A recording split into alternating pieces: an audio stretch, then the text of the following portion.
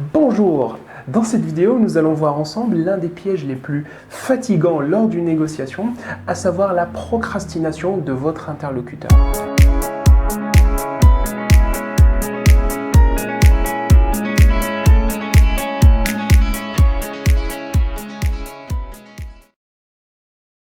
Si vous remarquez que votre interlocuteur s'arrange toujours pour remettre à plus tard sa décision finale, alors sachez que, ou bien il est en train de jouer à un double jeu, ou bien il essaie de gagner du temps. Voici donc un exemple de situation.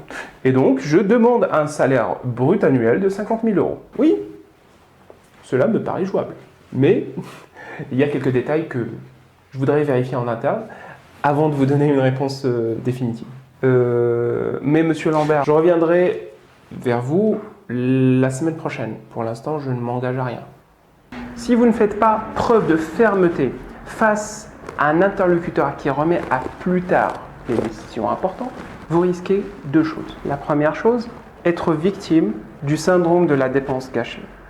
Le syndrome de la dépense gâchée est un phénomène psychologique et social qui apparaît lorsqu'on décide de continuer une stratégie perdante ou avoir un comportement pour lequel on a déjà dépensé des ressources, temps ou argent. Par exemple, quand nous nous forçons à finir un plat peu appétissant servi dans un restaurant, juste pour avoir l'impression de ne pas avoir perdu son argent. Ou une personne lambda après avoir attendu plus de 30 minutes un bus et qui refuse de prendre un taxi, juste pour avoir l'impression de ne pas avoir attendu pour rien. Lors d'une négociation, cela se traduit par un cercle vicieux. Plus votre interlocuteur remettra à plus tard ses décisions, plus il vous fera perdre du temps, voire même de l'argent. Et plus vous allez perdre du temps et d'argent, plus le syndrome de la dépense gâchée vous poussera à vous accrocher à la négociation. Et plus votre interlocuteur verra que vous vous accrochez à la négociation, plus il gagnera du terrain, vous poussant par exemple à faire des concessions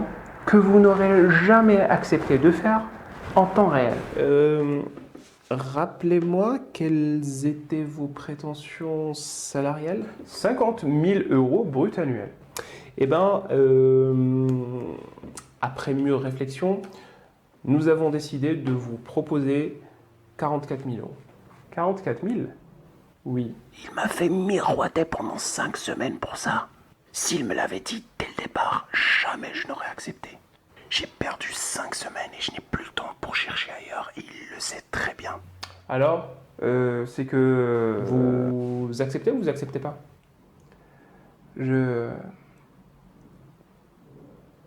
J'accepte. Pardon? J'accepte. La seconde chose que vous risquez face à la procrastination de votre interlocuteur est qu'il prenne le temps de renforcer son plan B en faisant faiblir le vôtre. Et inutile de vous rappeler l'impact d'un plan B sur le cours de la négociation. Celui qui a le plan B le plus solide mène la danse.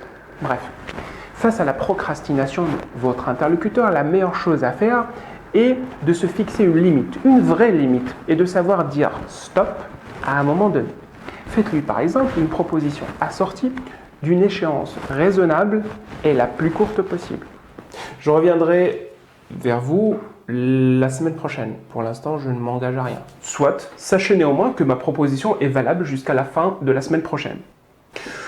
Comme je passe d'autres entretiens, je ne peux malheureusement pas vous garantir la même réponse après cette date.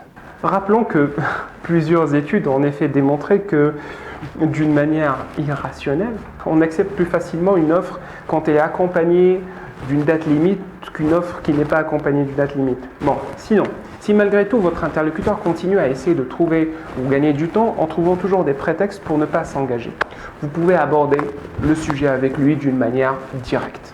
Je reviendrai vers vous la semaine prochaine. Pour l'instant, je ne m'engage à rien.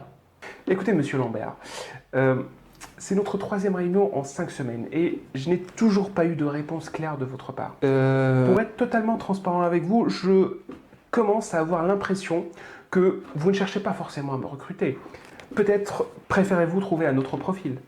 La façon dont il vous répondra révélera peut-être les véritables raisons de son apparente réticence.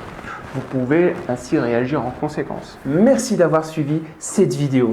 Si ce que je vous ai présenté vous a plu, n'hésitez pas à le mettre en pratique, à mettre en pratique le ou les conseils qui vous ont semblé les plus pertinents.